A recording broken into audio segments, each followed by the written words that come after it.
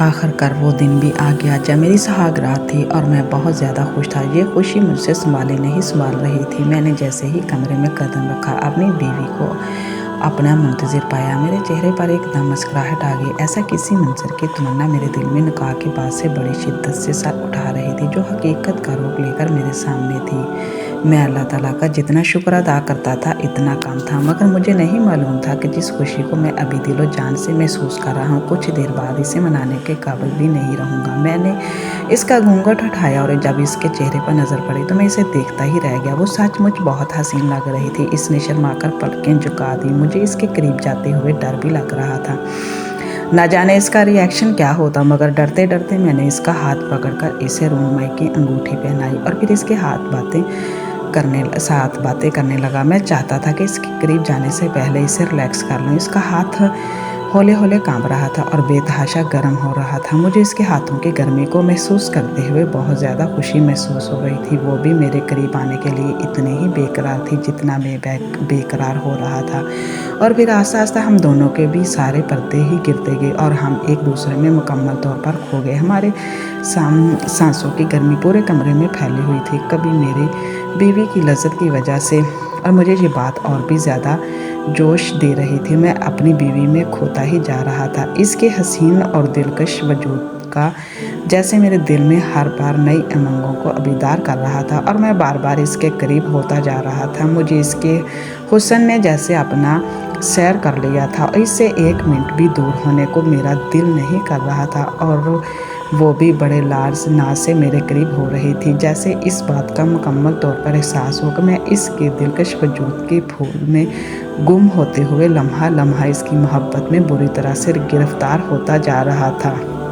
वो भी मेरे करीब आ रही थी और मेरे हर अमल में मेरा मुकम्मल तौर पर साथ दे रही थी, जैसे कि हर अमल से इसकी दीवानगी का इजहार हो रहा था और मैं अपनी किस्मत पर रशक कर रहा था। मुझे इस कदर दिलकश और खूबसूरत होने के साथ साथ इस कदर मोहब्बत करने वाली बीवी मिली थी। अब यकीनन ज़िंदगी फूलों की सेज बनने वाली थी। मेरे लिए ज़िंदगी में खुशियाँ ही खुशियाँ रखी हुई थी। आधी रात का वक़्त हुआ और मैं न जाने कितनी बार इसके करीब गया। मेरी बीवी अभी भी मेरे करीब आना चाहती थी।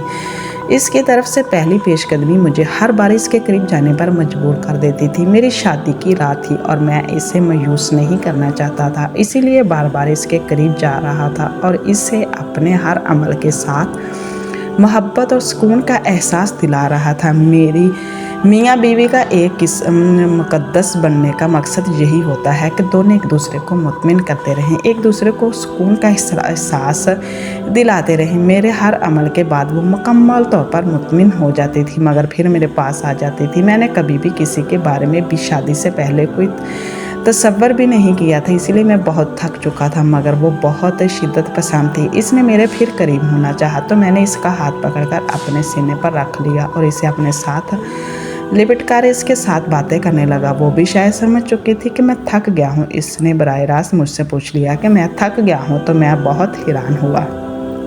इसकी बात सुनकर इतनी बेबाक लड़की मैंने ज़िंदगी में कभी नहीं देखी थी। इसकी बेबाकी मुझे अच्छी भी लग रही थी, मगर साथ साथ मैं हैरान हो रहा था। कमरे में आते ही मुझे इसका अलग रूप देखने को मिला था। वो बहुत शर्माई, घबराई हुई, बिल्कुल छुई हुई की तरह महसूस हो रही थी, जिसका हाथ पकड़ने पर भी महसूस हो रहा था। मगर जैसे ही मैं इसके करीब गया मुझे इसका बिल्कुल ही दूसरा रूप नज़र आया। पहले इसके बालों को प्यार से फैलाते हुए कहा कि हाँ, मैं थक चुका हूँ, बस अब सोना चाहिए। इसने कहा अजीब सी नज़रों से देखते हुए। मुझे एक मिनट भी नहीं थकेंगे ये कहते हुए। फिर इसने जो किया, इसने मेरे होश ही उड़ा दिए थे। कमरे से भागा, मैं चीखता हुआ कमरे से भागा, क्योंकि अब इसके सिवा कोई चारा नहीं था। इस मेरे साथ कुछ ऐसा किया कि मुझे चीख कर कमरे से भागने पर मजबूर कर दिया। मैं कमरे के बाहर परेशान बैठा हुआ था। रात का मंजर बार बार मेरी आंखों के सामने घूम रहा था। मैं बुरी तरह से परेशान हो गया था, मेरा सर भी दुख रहा था, मगर मैं अपने कमरे में वापस जाने के बारे में बिल्कुल भी सोच नहीं सकता था। पूरी रात मैंने छत पर गुजार दी थी। मेरी बीवी मुझे ढूंढते ढूंढते छत पर भी आई थी, मगर मैं कोने में छुप गया था। वो मुझे यहाँ वहाँ देखकर चली गई थी। मैं इस कदर खौफज़दा हो गया कि इसके सामने भी जाना नहीं चाहता था। इसी तरह रात गुजर गई थी और जैसे ही सुबह की सफ़ेदी नमूदार हुई, मैं अपने कमरे में वापस आ गया।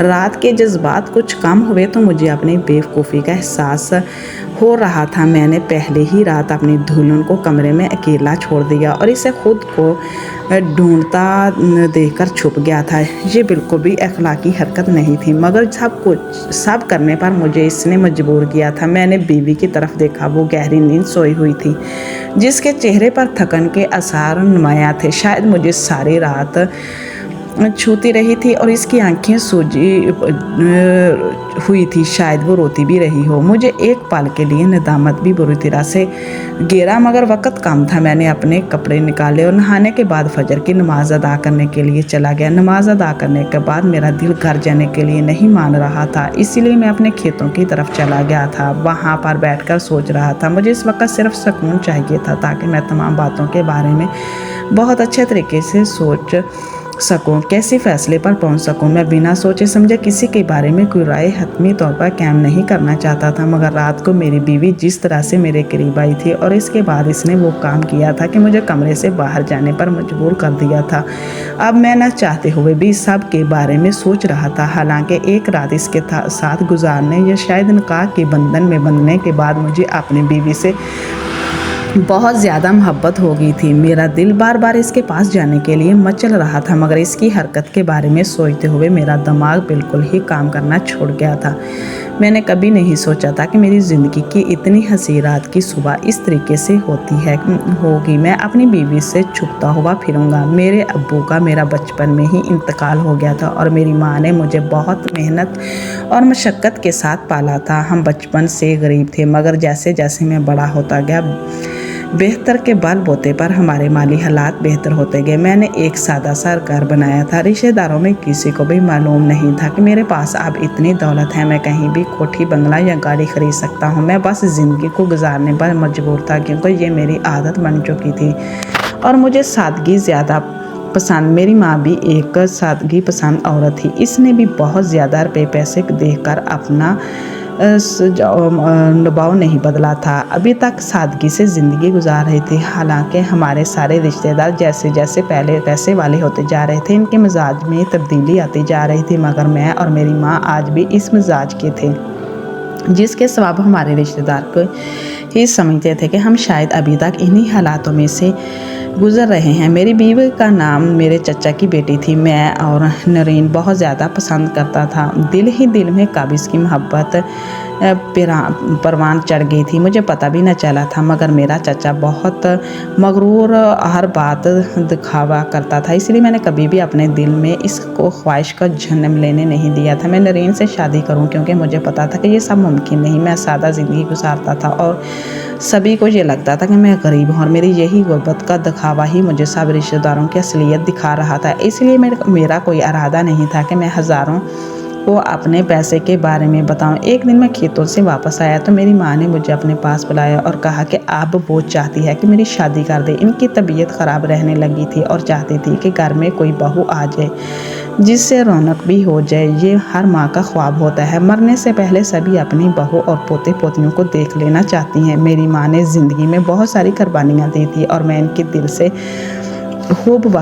से कदर करता था। मैं नरीन से बहुत मोहब्बत करता था और इसके अलावा किसी के बारे में सोचना भी नहीं चाहता था, मगर अपनी माँ की ख्वाहिश का एहतराम करते हुए मैंने हाँ कर दी। माँ ने अगले दिन मुझे इस बात की खुशखबरी सुना दी कि नरीन के घर में मेरा रिश्ता लेकर जाएगी। मैं हैरत से अपनी माँ को देख रहा था। वो बात जो मैंने कभी खुद से भी नहीं कही थी, मेरी माँ को न जाने कैसे पता चल गई थी। जिस बार मेरी माँ ने हंसते हुए मुझे छेड़ा और कहा कि नरीन की तरफ देखते हुए हमारी आंखों की जो चमक उठती है, इससे मुझे सब पता चल गया कि तुम नरीन को पसंद करते हो। बेटा, मैं तुम्हारी माँ हूँ, तुम्हारी इन्हीं की बातों से बच्चे तरीके से वाक़फ़ हूँ। ये सब सुनकर मुझे अपनी माँ पर बेहद प्यार आया था, मगर मैं नहीं चाहता था कि मेरी माँ की कोई इंसल्ट करे। मुझे मालूम था कि अगर मेरी माँ चचा के घर में रिश्ता लेकर गई तो वो यकीनी तौर पर मेरी माँ को इनकार कर देंगे, जो कि मुझे बिल्कुल भी बर्दाश्त नहीं था। मैंने अपनी माँ को मना करना चाहा, लेकिन मेरी चचा के घर रिश्ता ले गई। मेरे चचा ने अच्छे तरीके से बात भी ना की, लेकिन सोचने के लिए वक्त मांग लिया। मुझे मुकम्मल उम्मीद थी कि वो ना कर देंगे और घर आते ही मैंने अपनी माँ से कह दिया कि अब आप कुछ भी नहीं पूछेंगी, वो खुद हाँ या ना में जवाब देंगे। मेरी नरीन से शादी होती हो ना होती हो, मेरी इसके लिए मोहब्बत कम होने वाली नहीं थी। एक दिन मैं गुसल खाने में नहा रहा था कि मुझे ऐसा लगा कि नरीन हमारे घर रही है और बात कर रही है। मैंने जल्दी से कपड़े पहने और बाहर निकला। मैं जल्दी से बाहर आया और अपनी माँ की तरफ देखा।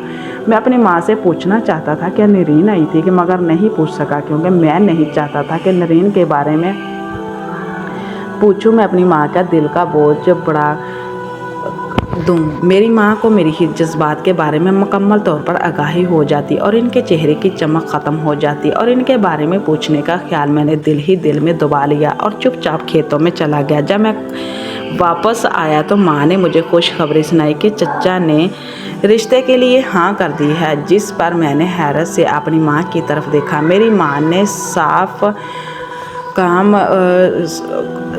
से कह दिया कि तुम्हारे चाचा रिश्ते के लिए राज़ी नहीं थे, लेकिन नरीन की ख्वाहिश पर ही वो इस रिश्ते के लिए राज़ी हुए हैं। तुम्हारी शादी कर रहे हैं। शादी के लिए उन्होंने बड़ी बड़ी शर्तें रखी हैं कि तुम नरीन के नाम एक घर कराओगे, इतना सोना लेकर जाओगे। मुझे नहीं मालूम था कि नरीन ने किस वजह से हाँ की है, मगर नरीन इस दिन नहाते हुए मुझे देख लिया था, क्योंकि मैं हर शर्त मानने के लिए तैयार था। पहले तो मैंने कभी इसको पाने के बारे में सोचा नहीं था, मगर जब से अम्मा ने इसके घर से रिश्ता पूछा तो मुझे एक उम्मीद लगी रही थी और मैं चाहता था कि नरीन किसी और की ना हो। हम दोनों का रिश्ता तय पा गया और मंगनी होगी। मैं बहुत ज़्यादा खुश था और ये खुशी की बात भी थी कि मेरी खुशी संभालने नहीं संभल रही थी।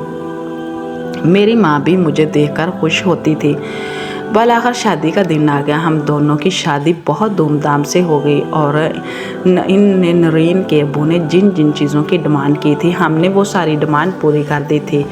रिश्तेदार हैरान थे कि हमारे पास इतना पैसा कहाँ से आ गया। वही कुछ रिश्तेदार बातें बना रहे थे कि हमने किसी से कोई कर्जा लिया है। मैंने सबको बता दिया कि मैं इतनी दौलत का मालिक हूँ, लेकिन मैं हमेशा सादा ज़िंदगी गुजारने को तरजीह देता रहा हूँ और सब लोग यही समझते रहे हैं कि मेरे पास कुछ भी नहीं, या मैं मुखलिस हूँ। या मेरी ये बात सुनकर हमारी शादी में मेहमानों पर जैसे हो सकता था बातें छा गया। फिर चाचा भी हर मौके पर मेरे साथ बहुत ही खुशी दिली से पेश आए। मैं नहीं चाहता था कि अपने रिश्तेदार बन गए हैं तो हम दोनों एक दूसरे के साथ मुँह बगाड़ी रखें, वरना मेरी अपनी दौलत की खबर नशर करने का कोई इरादा नहीं था। नरीन रुखसत होकर हमारे घर आ गई, लेकिन इसने चेहरा घूंघट में छुपाया हुआ था। मैंने एक बार भी इसका चेहरा नहीं देखा था। वो मॉडर्न थी और बहुत खूबसूरत थी। इसका इस तरह से घूंघट में अपना चेहरा छुपाना मुझे परेशान कर रहा था, लेकिन मैंने इस बात पर ज़्यादा तवज्जो नहीं दी, क्योंकि आजकल लड़कियां हर इस चीज़ को अपनाती हैं जिसका ट्रेंड होता है। जब मैं कमरे में गया तो तब भी वो घूंघट डाले बैठी हुई थी। मैंने इसके घूंघट हटाया तो शर्म से इसका चेहरा लाल हो गया। मैं सोच भी नहीं सकता था कभी मेरी उजला अरूसी में नरीन बैठी हुई होगी। मैंने जब ख्वाब में भी इस बारे में नहीं सोचा था और वो सब हकीकत में मेरे सामने था। मैं खुशी की आखिरी सरहद पर था और फिर बहुत ही प्यारा और मोहब्बत के साथ मैंने रोनमाई का तोहफ़ा दिया और अपनी नई नई ज़िंदगी का आगाज़ किया। मगर मैं नहीं जानता था कि आने वाले वक्त में मुझे एक बहुत बड़ा धचका लगने वाला है। नरीन मुकम्मल तौर पर मेरा साथ दे रही थी और वो सब कर रही थी जो शायद फिल्मों में इंग्लिश फिल्मों में किया जाता है। मैं हमेशा लड़कियों से बहुत दूर रहा था। मुझे नहीं पता था कि लड़के इस तरह से साथ देती हैं। मुझे तो यही मोहब्बत के साथ मैंने रोनमाई का तोहफ़ा दिया और अपनी नई ज़िंदगी का आगाज़ किया। मगर मैं नहीं जानता था कि आने वाले वक्त में मुझे एक बहुत बड़ा धचका लगने वाला है।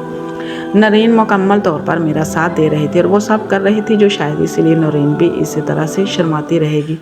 मगर इसका ये रवैया देखकर मुझे बौखला गया था। आधी रात तक मैं अपने आप को मुकम्मल तौर पर थका चुका था और जब मैंने इससे इस बात का इजहार किया तो वो चीज़ लेकर आई। इसने मेरे होश ही उड़ा दिए थे और मैं चीखें मारता हुआ कमरे से बाहर ही भाग गया। वो एक डिब्बा लेकर आई थी जिस पर छिपकली और सांप बिच्छू की तस्वीर बनी हुई थी। इसने कहा था कि इसके इस्तेमाल कीजिए, जिसे देखकर मैं चीखता हुआ कमरे से भाग गया। मैंने अक्सर सुना था कि अंग्रेज़ वगैरह अपनी टाइमिंग को बढ़ाने के लिए सांप और बिच्छू का तेल इस्तेमाल करते हैं। मुझे लग रहा था कि मेरी बीवी भी मुझे वही सब इस्तेमाल करवाएगी, इसीलिए नरीन भी इस तरह से शर्माती रहेगी।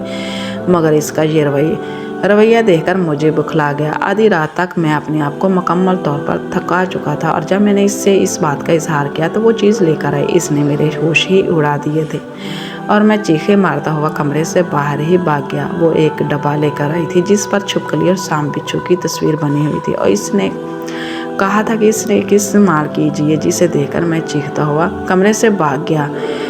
मैंने अक्सर सुना था कि मगर मुझे ऐसी बेबाक बीवी हरगिज़ पसंद ना थी। अब मैं अपनी पसंद को कोस रहा था। न जाने क्यों मैंने नरीन के बारे में ये अंदाज़ा लगा लिया था कि वो मशरक़ी लड़की होगी। इसकी बेबाकी मुझे बिल्कुल भी अच्छी नहीं लगी थी, इसीलिए मैं बैठा हुआ था। मुझे लग रहा था कहीं ना कहीं इसने पहले भी तलाक़ात बनाए थे जो इस कदर दीवानी हो रही थी, वरना पहली बार मैं कोई भी लड़की ऐसी नहीं थी। सब बातें मेरे जहन में छाई हुई बदगुमानी को मज़ीद बढ़ा दे रही थी और मैं ख़ुद को मनफी सोचने से बाज नहीं रख पा रहा था। अभी परेशान हाल पर बैठा हुआ था कि मेरा एक दोस्त जिसकी शादी को 6 साल हो चुके थे, इसने मुझे मेरी परेशानी की वजह पूछी। मुझे मशवरे की ज़रूरत थी और मैं अधेड़ इनमें बैठा हुआ था। ऐसा दोस्त मिल गया जिससे मैं अपनी बात कर सकता था, तो मैंने इसे सब कुछ बता दिया क्योंकि इस वक्त मेरा जहन बिल्कुल ही खाली हो चुका था।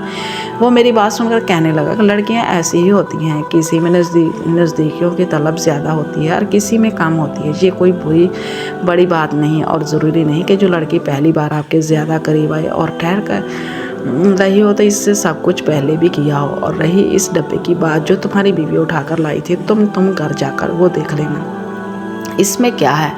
मैं घर गया और जाते ही सीधा अपने कमरे में गया। नरीन शायद मेरी माँ के कमरे में बैठी हुई थी। वो डब्बा निकाला, इसे खोलकर देखा तो मैं हिला रह गया। वो अपने आप को कोसने लगा। इस डब्बे में खुश्क मेवाजात भरे हुए थे, जबकि मैंने क्या समझ लिया था। मुझे खुद पर इंतहाई शर्मिंदगी हो रही थी। मैंने जज्बात में आकर ये क्या कर दिया था। पहली ही रात अपनी बीवी का दिल इतना दुखा दिया था जिससे मैं इतनी मोहब्बत करता था। अभी तो मैंने इसे बताया भी नहीं था कि मैं इसे कब से चाहता था। मैं जल्दी से माँ के कमरे की तरफ गया और जैसे ही कमरे में दाखिल हुआ था उन्होंने मेरी तरफ हशर मेरी आंखों से मुझे देखा और माँ ने भी मेरी क्लास लगानी शुरू कर दी। शादी की पहली सुबह नरीन मेरे इंतज़ार में भूखी बैठी थी। जब मैं कहीं सैर को निकल गया था, मैंने माँ से माफ़ी मांगी और नरीन से नाश्ता लाने के लिए कहा, जिस पर अम्मा ने झिड़क दिया, नई नवेली दुल्हन से काम करवाओगे। मैंने हंसते हुए खुद ही नाश्ता बनाया क्योंकि मैं अक्सर माँ के लिए भी नाश्ता बनाया करता था और फिर माँ के साथ बैठकर हम दोनों ने नाश्ता कर लिया। इसके बाद मैं अपने कमरे में चला गया तो कुछ देर बाद अम्मा ने नरीन को भी कमरे में भेज दिया। मैं बेड पर लेटा हुआ था और नरीन का इंतज़ार कर रहा था, मगर वो दरवाजे में ही खड़ी देख रही थी। इसके चेहरे पर नाराज़गी साफ वाज़ह थी तो तौर पर महसूस हो रही थी। मैं खुद ही उठा और इसे बाजू से पकड़कर कमरे में ले गया। मुझसे बात करना भी गवारा नहीं कर रही थी। मुझे इसकी आंखों में आंसू नज़र आ रहे थे। वो रोने लगी। मैं शदीद बखलाहट का शिकार हो गया। मैं इसे चुप करवाने का हर मुमकिन कोशिश कर रहा था, मगर वो रोए जा रही थी और मुझसे बार बार एक ही बात कर रही थी कि मैंने इसके साथ अच्छा नहीं किया। वो सारी रात रोती रही, मुझे ढूंढती रही, मगर मैं न जाने कहाँ चला गया था। वो मुझे बता रही थी कि वो छत पर भी मुझे ढूंढने के लिए गई थी। हालांकि इसे बहुत डर लग रहा था। इसकी बात सुनकर मुझे इस पर भी हद तक प्यार आया था और ख़ुद पर नदामत महसूस हो रही थी। बदगुमानी ने मेरे दिल में ऐसी जड़ पकड़ी थी कि मैंने अपनी बीवी को रुला दिया था। इस बीवी को जैसे मैं इस कदर ज़्यादा मोहब्बत करता था। मैंने इसके हाथ पकड़े और इसे यकीन दिलाने लगा मैं इसे मोहब्बत करता हूँ। बस ऐसे ही मेरे दिल में कुछ ख्यालात आ गए थे जिसकी वजह से मैं यहाँ से डरते हुए भाग गया था। अब वो इस बात पर जिद करके बैठी हुई थी कि मैं इसे बताऊं कि मेरे जहन में क्या ख्याल आया था, जबकि मैं बताने की पोजीशन में भी नहीं था। इसने भी साफ अल्फाज में कह दिया कि जब तक मैं इसे बता नहीं देता मैंने क्या सोचा था और क्या सोचकर भाग गया था, तब तक वो मुझसे बात नहीं करेगी। और मैं इसी बात पर बेबस हो गया था। बल आखिर मैंने इसे वादा लिया कि मुझसे नाराज़ नहीं होगी। इसने हैरत से मेरी तरफ देखा और कहा, ठीक है, मैं वादा करती हूँ मैं तुमसे नाराज़ नहीं होंगी। इस बार मैंने इसे सब बता दिया और माफ़ी भी मांग ली। वो बिल्कुल साकत होकर मेरी शक्ल देख रही थी। शायद इसे यकीन नहीं आ रहा था कि मैं इसके बारे में कोई ऐसा गुमान भी रख सकता हूँ। इसने मुझसे शदीद नाराज़गी का इजहार किया, मगर फिर थोड़ी देर बाद मान गई। इसी तरह से हमने एक नई ज़िंदगी का आगाज़ किया। मैं चाहता तो इसे झूठ भी बोल सकता था और मुतमिन कर सकता था, मगर मैं नहीं चाहता था कि पहले अपने रिश्ते में बदगुमानी को जगह देने के बाद मैं इस रिश्ते में झूठ भी बोलूं। इसलिए मैंने इसे सब कुछ साथ साथ बता दिया और बिल्कुल साफ दिल के साथ इसके साथ नई ज़िंदगी की शुरुआत कर ली थी। अब हम दोनों बहुत ही ज़्यादा खुश हैं और खुश खुशी अपनी ज़िंदगी गुजार रहे हैं। और मैं खुदा का शुक्र अदा करता हूँ कि मुझे एक अच्छा दोस्त मिला था जिसने बिल्कुल सही मशवरा दिया था और मेरे दिल में